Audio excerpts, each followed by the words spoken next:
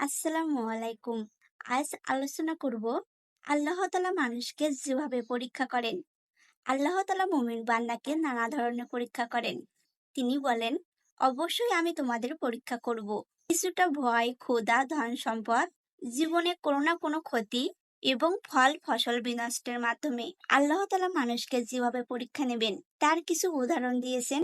জানা যাক পরীক্ষাগুলা কেমন হবে। আমাদের জীবনে কোনো একটা বিপদ আসছে বা এসে গেছে, তার জন্য ভয়, সেটা খোকস। এই ভয় অর্থনীতি, সামাজিক, প্রাকৃতিক দুর্যোগ অথবা পারিবারিক সমস্যা, যে কোনো বিপদে ভয় হতেই পারে। এই আশঙ্কা থাকাটা খোকস এবং এটা একটি পরীক্ষা, দারিদ্র ও ক্ষুধার পরীক্ষা। আর একটি পরীক্ষা হচ্ছে ক্ষুধার কষ্ট। মানুষ অভাব অনটনের মধ্যে যত ধরনের কষ্ট করে, তার মধ্যে কঠিন কষ্ট হলো ক্ষুধার কষ্ট। ক্ষুধার কষ্ট থেকে বেঁচে থাকার জন্য মানুষ সবকিছু করতে পারে। একজন দিন মজুরের মাথায় সারাদিন ঘোরে কালকে খাওয়ার মতন যথেষ্ট টাকা আয় করতে পারবে কিনা। একজন চাকরিজীবী সবসময় দুশ্চিন্তায় থাকে, আমি মারা গেলে আমার ছেলে মেয়েরা ভালোভাবে খেয়ে পড়ে বাঁচতে পারবে তো। ব্যবসায়ীর মাথায় চিন্তা থাকে, ব্যবসায় কতটা লোকসান হলে ক্ষতি হবে, খাবার কেনার মতন যথেষ্ট টাকা থাকবে কিনা। এই ভয়টা এতই কঠিন হয়, 13 থেকে 17 বছর বয়সে ছেলে মেয়েদের উপর গবেষণা করে দেখা গিয়েছে ক্ষুধার কষ্ট, ভয় তাদের মধ্যে মানসিক সমস্যা জন্ম দেওয়া অন্যতম কারণ। যে সমস্ত পরিবারে উঠতি বয়সে যুবক যুবতী ক্ষুধার কষ্ট করে, 3 বেলা খাবার জোগাড় করতে গিয়ে বাবা মার কঠিন সংগ্রাম দেখে ছেলে মেয়ে একবেলা না খেয়ে পার করে, তাদের মনের মধ্যে ক্ষুধার কষ্ট ভয় ঢুকে যায়। এই ভয় থেকে একসময় অস্থিরতা ও নানা ধরনের মানসিকতা ব্যাধি দেখা যায়।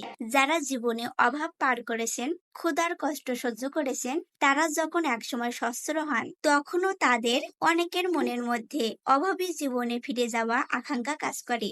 ধন সম্পদ, জীবন, পূর্ণ ফল ফসল হারানো পরীক্ষা। আমাদের বাবা মা, ভাই বোন, আত্মীয় স্বজন ইত্যাদি মৃত্যুবরণ করবে, এটাই স্বাভাবিক। মাঝে কারো মৃত্যু হয়তো অল্প বয়সে হয়ে যায়, বিভিন্ন দুর্ঘটনায় ইত্যাদিতে।